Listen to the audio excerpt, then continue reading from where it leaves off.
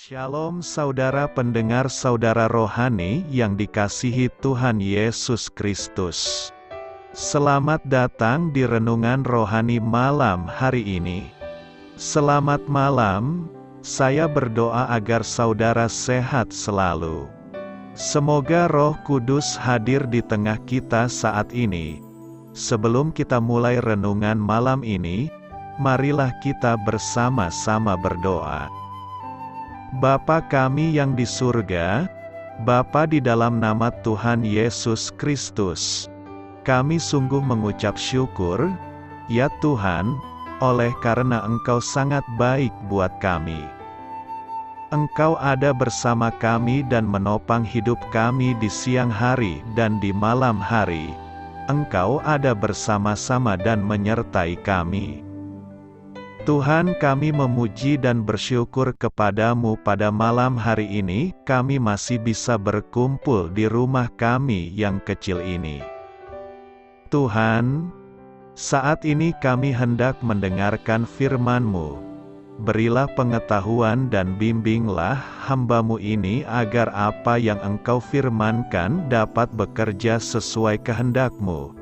Buat kami jemaat-Mu, bukalah hati dan pikiran kami untuk mendengar dan menerima firman-Mu. Kiranya firman-Mu ini dapat menjadi berkat bagi kami. Berbicaralah Tuhan, kami sudah siap menerima firman-Mu.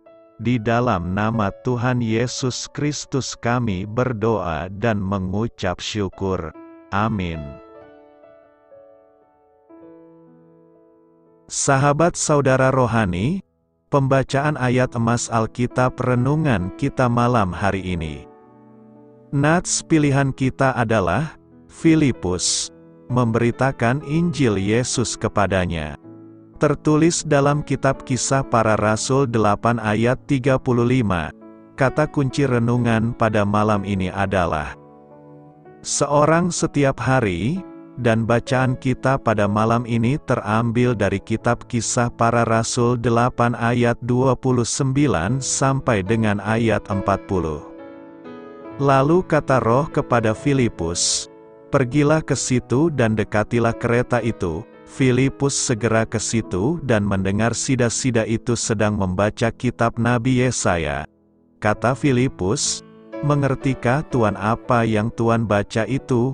Jawabnya, "Bagaimanakah aku dapat mengerti, kalau tidak ada yang membimbing aku?" Lalu ia meminta Filipus naik dan duduk di sampingnya. Nas yang dibacanya itu berbunyi seperti berikut. Seperti seekor domba ia dibawa ke pembantaian, dan seperti anak domba yang keluh di depan orang yang menggunting bulunya, demikianlah ia tidak membuka mulutnya. Dalam kehinaannya berlangsunglah hukumannya. Siapakah yang akan menceritakan asal-usulnya? Sebab nyawanya diambil dari bumi. Maka kata sida-sida itu kepada Filipus, "Aku bertanya kepadamu, tentang siapakah Nabi berkata demikian, tentang dirinya sendiri atau tentang orang lain?" Maka mulailah Filipus berbicara dan bertolak dari nas itu ia memberitakan Injil Yesus kepadanya. Mereka melanjutkan perjalanan mereka, dan tiba di suatu tempat yang ada air. Lalu kata sida-sida itu, "Lihat, di situ ada air. Apakah halangannya, jika aku dibaptis?" Sahut Filipus, "Jika Tuan percaya dengan segenap hati, boleh." Jawabnya, "Aku percaya bahwa Yesus Kristus adalah Anak Allah." Lalu orang Etiopia itu menyuruh menghentikan kereta itu, dan keduanya turun ke dalam air, baik Filipus maupun sida-sida itu, dan Filipus membaptis dia. Dan setelah mereka keluar dari air, Roh Tuhan tiba-tiba melarikan Filipus dan sida-sida itu tidak melihatnya lagi. Ia meneruskan perjalanannya dengan sukacita. Tetapi ternyata Filipus ada di Asdod. Ia berjalan melalui daerah itu dan memberitakan Injil di semua kota sampai ia tiba di Kaisarea. Terambil dari kitab Kisah Para Rasul 8 ayat 26 sampai dengan ayat 40. Topik dari ayat emas renungan kita adalah, Allah rindu berbuat sesuatu bagi jiwa-jiwa yang lain seperti apa yang telah Dia perbuat bagi kita. Mari kita mulai renungan malam kita.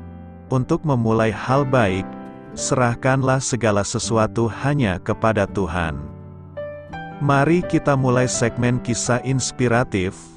Saya mendapat kehormatan untuk mendengarkan kesaksian dari seorang pensiunan komisioner bala keselamatan, Andy Miller, dalam sebuah konferensi Alkitab, di usianya yang ke-75 dan dengan berpakaian seragam rapi ia berbicara dengan tenang, penuh keyakinan serta mata berbinar-binar. Komisioner Miller mengatakan bahwa pada usia 19 tahun, ketika ia menjadi seorang kadet yang masih dalam masa pelatihan, ia berkomitmen kepada Tuhan untuk menceritakan tentang kasih Kristus kepada satu orang setiap harinya. Dan komitmen ini benar-benar ia jalankan. Di sepanjang pelayanannya sebagai pendeta, ia telah berhasil membimbing banyak orang untuk mempercayai Yesus Kristus dan mendapat keselamatan kekal. Saya sadar betapa sulitnya berbicara tentang Yesus kepada orang lain. Namun kita dapat dan harus belajar melakukannya. Karena bersaksi adalah perintah Yesus kepada para pengikutnya sebelum Dia kembali kepada Bapanya. Dalam bacaan Alkitab hari ini, Roh Kudus membimbing Filipus untuk menemui seorang sida-sida Etiopia dan membantunya untuk berkata-kata dengan tepat. Bila kita mencari pertolongan Allah dan bersandar kepadanya, Dia akan membantu kita sama seperti Dia telah membantu Filipus. Mungkin sepanjang hari ini Anda akan berhubungan dengan satu atau banyak orang. Renungkanlah komitmen yang dibuat komisioner Miller bertahun-tahun yang lalu, dan tanyakanlah kepada Allah apa yang Dia kehendaki untuk Anda lakukan. Anda pun dapat bersaksi tentang kasih-Nya setiap hari. Dituntun oleh Roh, Kisah Para Rasul 8 ayat 29 berkata, Lalu kata Roh kepada Filipus, pergilah ke situ dan dekatilah kereta itu. Roh Allah memegang peran penting dalam perjalanan hamba-hamba Tuhan. Hal itu terlihat dari nas hari ini. Dari teks ini kita mengerti bahwa salah satu kerinduan terbesar dari pribadi Roh Kudus adalah memimpin hamba-hambanya untuk menyampaikan kesaksian, atau memberitakan Injil Yesus kepada orang lain. Untuk alasan itulah Roh Kudus membawa Filipus untuk menjumpai seorang sida-sida dari Etiopia, seorang pembesar, kepala perbendaharaan Sri Kandake, Ratu Negeri Etiopia, untuk memberitakan Injil kepadanya. Ada beberapa hal yang menarik dari kisah ini, yaitu jalan di mana terjadi perjumpaan Filipus dengan sida-sida itu adalah jalan sunyi. Sida-sida itu dalam perjalanan pulang ke negerinya sedang membaca kitab Yesaya tetapi kurang mengerti maknanya. Filipus menanyakan apakah sida-sida itu mengerti apa yang sedang dibacanya. Ia meminta Filipus naik ke kereta dan duduk di sampingnya untuk menjelaskan maksud dari ayat-ayat yang dia baca. Sida-sida itu menjadi percaya dan mengakui bahwa Yesus Kristus adalah Anak Allah. Dari peristiwa ini kita lihat bahwa Roh Kudus tahu ada satu jiwa di jalan sunyi yang sangat haus akan kebenaran, yang hatinya telah siap untuk menerima kebenaran Injil Yesus yang menyelamatkan. Dialah yang menggerakkan dan memimpin Filipus menginjili sida-sida itu. Kita melihat inisiatif Roh Kudus dan ketaatan Filipus melakukan apa yang Roh Kudus perintahkan telah menghasilkan satu jiwa yang dipindahkan dari maut ke dalam hidup. Kesediaan Filipus untuk bekerja sama dengan Roh Kudus menunjukkan salah satu ciri utama dari mereka yang dipenuhi Roh Kudus. Arti dari penuh Roh Kudus adalah dikuasai. dipenuhi sampai melimpah, dipimpin oleh Roh Kudus. Untuk apa? Menjadi saksinya. Di sekitar kita ada begitu banyak jiwa-jiwa yang haus dan berlapar seperti sida-sida itu, yang membutuhkan keyakinan akan keselamatan jiwa mereka. Mulailah mendoakan mereka dengan sungguh-sungguh serta meminta penguasaan Roh Kudus dalam hidup kita untuk memimpin kita bersaksi kepada mereka. Karena itu, berilah diri kita dituntun oleh Roh Kudus untuk memberitakan Injil kepada semua orang di sekitar kita. Kamu menjadi saksiku. Kisah Para Rasul 1 ayat 8 berkata, tetapi kamu akan menerima kuasa, kalau Roh Kudus turun ke atas kamu, dan kamu akan menjadi saksiku di Yerusalem dan di seluruh Yudea dan Samaria dan sampai ke ujung bumi. Orang percaya adalah saksi Kristus di tengah-tengah dunia ini. Menjadi saksi berarti kita harus mengenal dengan benar siapa yang hendak kita saksikan agar kesaksian kita tidak salah.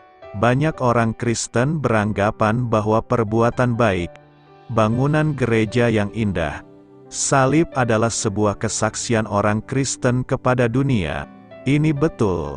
Tetapi dalam ayat di atas, kesaksian yang Tuhan maksud bukan sekedar menampakkan kekristenan kita, tetapi kesaksian itu adalah buka mulut dan berbicara tentang Yesus. Di manakah kita bersaksi? Berdasarkan nas hari ini kita belajar bahwa kesaksian kita dilakukan. Pertama, Yerusalem. Yerusalem ini berbicara lingkungan yang paling dekat dengan kita, yaitu keluarga kita. Sebelum kita bersaksi keluar, maka terlebih dahulu kita harus bersaksi kepada kita, yaitu ayah, ibu, kakak dan adik-adik kita. Setelah mereka semua diselamatkan, barulah kita bersaksi dalam lingkup yang lebih luas. Kedua, Yudea ini berarti kita harus bersaksi dalam ruang lingkup yang lebih luas, yaitu bukan hanya di lingkungan keluarga kita saja, tetapi kita mulai menjangkau sanak saudara dan famili kita yang jauh. Jadi setelah keluarga kita diselamatkan bagi Tuhan, maka sekarang kita harus menjangkau sanak saudara kita yang lain, mungkin kakek, nenek, paman dan lain-lain. Ketiga, Samaria. Pada saat itu Samaria bukan hanya didiami oleh orang Israel saja, tetapi sudah didiami oleh orang-orang kafir. Oleh sebab itu Samaria mempunyai arti bahwa kesaksian kita juga harus menjangkau orang-orang yang belum mengenal Yesus. Mungkin orang-orang itu adalah tetangga kita, teman kerja di kantor, teman sekolah, relasi dan lain-lain. Kepada merekalah kita harus bersaksi. Keempat, sampai ke ujung bumi. Ruang lingkup kesaksian kita yang terakhir adalah sampai ke ujung bumi. Ini bukan berarti bahwa kita harus pergi sampai ke ujung dunia untuk menyaksikan Injil, bila bisa itu baik, namun sampai ke ujung bumi mempunyai arti bahwa di mana saja dan kapan saja kita harus bersaksi tentang Yesus. Apakah resikonya jika kita tidak bersaksi? Yang pasti resikonya ialah jiwa-jiwa akan binasa. Mereka binasa karena mereka tidak pernah mendengar Injil keselamatan. Oleh sebab itu, bila kita terbeban bagi keselamatan mereka, kita harus bersaksi. Tuhan tuntut tanggung jawab kita. Kepada Nabi Yehezkiel Tuhan peringatkan, bahwa jika ada umat Tuhan yang mendengar peringatan bahwa Tuhan akan mendatangkan pedang atas negerinya, tetapi tidak mau diperingatkan, maka jika mereka meninggal darahnya akan tertanggung atasnya. Namun bila umat Tuhan itu meninggal tanpa mendengar peringatan dari penjaganya, maka Tuhan akan menuntut tanggung jawab darah orang itu atas penjaganya itu. Kita adalah penjaga sesama kita. Tugas memberitakan Injil diberikan oleh Yesus sebagai sebuah keharusan. Hal itu juga yang pernah ditegaskan oleh salah seorang rasul besar bernama Paulus. celakalah aku jika aku tidak memberitakan Injil. Ayo bangkit, janganlah kita bermalas-malasan. Bangkitkan semangat kita dan beritakanlah Injil. Karena memberitakan Injil dan mempromosikan tentang salib adalah pekerjaan termulia dan Bapa di surga sukacita mendengarnya. Apakah kita sudah bersaksi kepada mereka?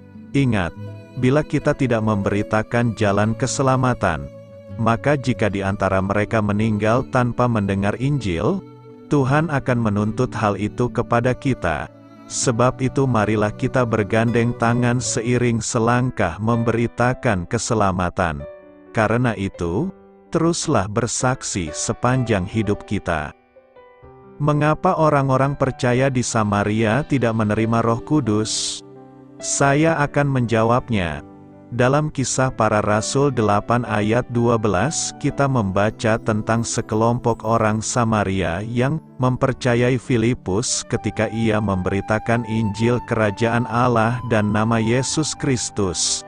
Dan mereka dibaptis, baik pria maupun wanita. Namun, ketika kita membaca Kisah Para Rasul 8 ayat 16, kita menemukan bahwa Roh Kudus belum turun ke atas seorang pun di antara mereka. Mereka hanya dibaptis dalam nama Tuhan Yesus. Kami memahami, berdasarkan ayat-ayat seperti 1 Korintus 12 ayat 13, bahwa orang Kristen menerima Roh Kudus pada saat keselamatan. Mengapa orang Samaria yang diinjili Filipus tidak menerima Roh Kudus? Pertama, ada baiknya mengingat kitab Kisah Para Rasul adalah sejarah bagaimana Allah memulai gereja. Kisah ini merupakan catatan peralihan antara Perjanjian Lama dan Perjanjian Baru, dan banyak hal yang kita lihat dalam Kisah Para Rasul berkaitan dengan peralihan tersebut. Cara orang Samaria menerima Roh harus dipahami sebagaimana adanya sebuah catatan akurat tentang apa yang terjadi dalam kasus mereka.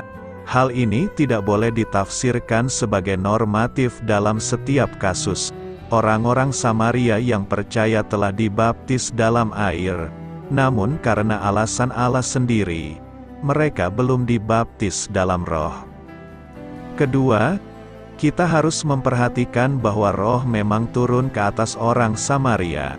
Namun baru setelah Rasul Petrus dan Yohanes hadir. Ada beberapa alasan bagus mengapa Allah menunggu sampai Petrus dan Yohanes hadir sebelum Dia mengirimkan Roh Kudus ke atas orang Samaria.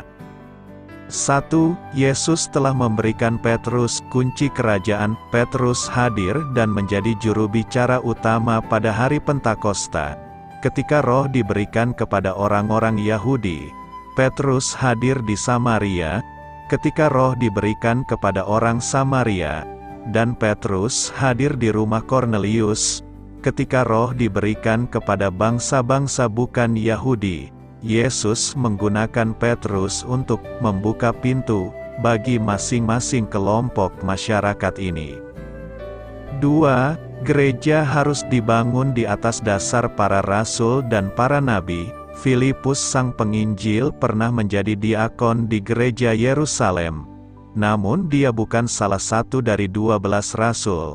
Petrus dan Yohanes perlu berada di Samaria untuk memulai resmi gereja Samaria, sama seperti mereka berada di Yerusalem untuk memulai gereja Yahudi. 3. Kehadiran Petrus dan Yohanes menjaga kesatuan gereja mula-mula. Ingat, ada permusuhan yang besar antara orang Yahudi dan orang Samaria. Jika gereja di Samaria berdiri sendiri, tanpa ada hubungan dengan gereja Yahudi, maka gereja di Yerusalem tidak akan pernah menerimanya. Orang Samaria secara historis dikenal sebagai koruptor Yudaisme. Maka Allah memastikan bahwa Petrus dan Yohanes, para rasul dan orang Yahudi dari Yerusalem, hadir untuk menyaksikan karunia Roh yang diberikan kepada orang Samaria. Pesan Tuhan, gereja di Samaria bukanlah sebuah permulaan yang sesat. Orang Samaria adalah bagian dari gereja yang sama yang didirikan di Yerusalem, dan mereka dipenuhi dengan roh yang sama. Petrus dan Yohanes adalah saksi mata. Kesaksian mereka jelas. Apa yang terjadi di Samaria bukanlah sebuah gerakan keagamaan tersendiri. Dengan cara ini, Allah mencegah gereja mula-mula untuk segera terpecah menjadi sekte-sekte yang berbeda. Tuhan bersusah payah untuk menjamin kesatuan gereja mula-mula. Yesus telah memerintahkan Injil diberitakan di Samaria. Filipus sang penginjil menaati perintah itu. Dan Tuhan memberkati. Permusuhan apapun yang ada antara orang Yahudi dan orang Samaria dapat diatasi dengan kesatuan roh. Gereja saat ini harus terus berusaha memelihara kesatuan roh melalui ikatan perdamaian. Harus lebih taat kepada Allah daripada manusia. Kisah Para Rasul 5 ayat 29 berkata, tetapi Petrus dan rasul-rasul itu menjawab, katanya, kita harus lebih taat kepada Allah daripada kepada manusia. Ketaatan kita harus lebih besar kepada Allah daripada manusia. Ketaatan pada Allah adalah salah satu nilai inti dari tindakan iman kita. Nilai ketaatan ini mengandung makna pengucapan syukur kepada Allah. Jadi nilai ketaatan ini mula-mula tidak didasarkan pada rasa takut yang diwujudkan dalam kerja nyata sebagai anugerah yang Tuhan telah percayakan kepada kekuasaan yang lebih tinggi daripada dirinya sendiri. Misalnya ketaatan seorang hamba kepada majikannya. Ketaatan ini juga bukan bukti adanya paksaan dari pihak luar yang mewajibkan tiap-tiap pribadi untuk mengikatkan diri padanya. Ketaatan di sini mempunyai makna sebagai sebuah kata kerja yang dengan sadar dipilih dan dilakukan oleh masing-masing pribadi yang menempatkannya sebagai salah satu nilai dasar bagi kehidupannya. Ketaatan pada Tuhan seringkali diidentikan dengan ketaatan seseorang pada agama atau kepercayaan yang dipeluknya. Ini terkait dengan sejauh mana seseorang tersebut berafiliasi dengan salah satu institusi agama tertentu. Ketaatan pada Tuhan juga acap kali dikaitkan dengan pandangan seseorang terhadap agama-agama dan relasi antara agama-agama tersebut. Ketaatan kita kepada Tuhan harus tampak juga dalam ketaatan kita pada orang tua. Ketaatan kita kepada orang tua seharusnya dilandasi oleh ketaatan kita kepada Allah. Ketaatan seorang anak dalam keluarga Kristen, misalnya dalam hal berdoa dan membaca Alkitab, seharusnya bukan hanya sekadar dilakukan karena diawasi oleh orang tua, melainkan harus berkembang menjadi ketaatan yang berlandaskan hubungan pribadi dengan Tuhan. Ketaatan kepada Tuhan yang hanya disebabkan oleh dukungan lingkungan akan sulit dipertahankan saat menghadapi tantangan.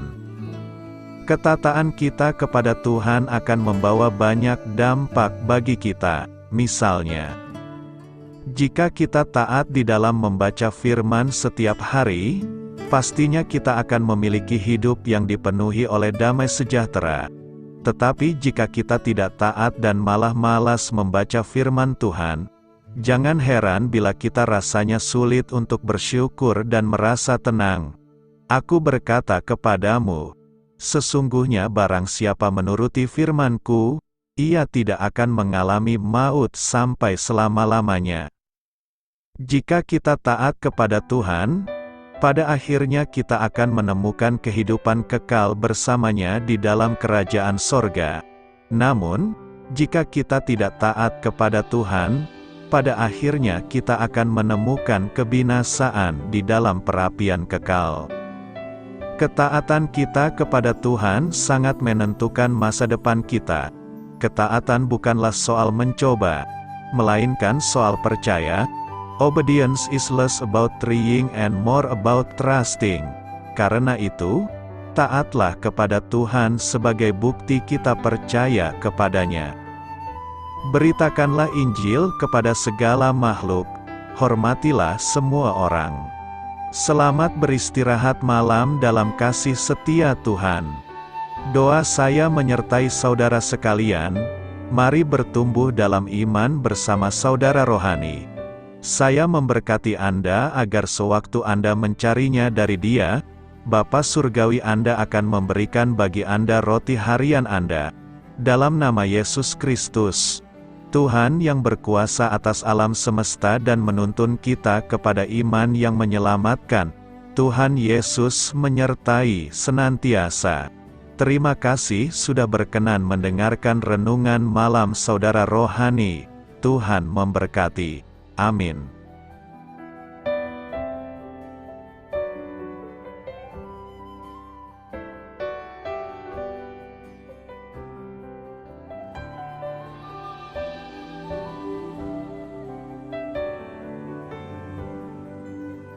Marilah kita renungkan, sahabat saudara rohani, demikianlah renungan firman Tuhan malam hari ini. Semoga menjadi berkat di dalam hidup kita dan menjadikan kita pribadi yang lebih baik. Sebelum kita beristirahat pada malam hari ini, marilah kita berdoa. Bapa kami yang di surga, Bapa di dalam nama Tuhan Yesus Kristus, kami sungguh mengucap syukur, ya Tuhan, oleh karena Engkau sangat baik buat kami. Engkau ada bersama kami dan menopang hidup kami di siang hari dan di malam hari. Engkau ada bersama-sama dan menyertai kami, ya Tuhan Yesus. Kami mengucap syukur untuk firman-Mu, ya Tuhan, yang memberikan kami kekuatan dan menyadarkan kami bahwa kami tidak perlu takut dengan gelap dan malam. Sebab Tuhan, Engkau ada bersama kami. Engkau melindungi kami dan menjadi perisai bagi kami hamba-Mu berdoa saat ini. Tuhan, untuk setiap pendengar renungan ini yang mengalami ketakutan, kecemasan, kegelisahan, pada situasi gelap dan malam hari di dalam nama Tuhan Yesus Kristus. Kuasa Tuhan melepaskan mereka dari segala ikatan roh-roh ketakutan yang mengikat mereka saat ini. Tuhan melepaskan setiap anak-anak-Mu dari segala rasa takut dan kecemasan. Di dalam nama Tuhan Yesus segala kuasa-kuasa roh jahat, kuasa setan iblis yang mengganggu anak-anak-Mu, ya Tuhan, tolong hancurkan dan halaukan dengan kuasa-Mu. Dalam nama Tuhan Yesus Kristus, berkati setiap kami anak-anak-Mu, ya Tuhan, dan lindungilah kami aman di dalam Engkau. Ya Tuhan, penuhilah setiap hati kami dengan keberanian, damai sejahtera, dan sukacita serta ketenangan yang dari Tuhan. Berkati kami di malam hari ini, saat kami tidur dan beristirahat, kuasa-Mu, ya Tuhan, menaungi setiap kami, memberkati dan melindungi kami. Bangunkanlah kami kembali besok pagi dengan kekuatan yang baru, tubuh yang sehat diberkati Tuhan dan berkat-berkat yang baru, Tuhan sediakan bagi kami. Terima kasih, ya Tuhan, kami sungguh mengucap syukur untuk firman-Mu yang menguatkan kami. Dalam nama Tuhan Yesus Kristus Juru Selamat kami, Bapa kami yang baik, kami mengucap syukur dan berdoa haleluya. Amin.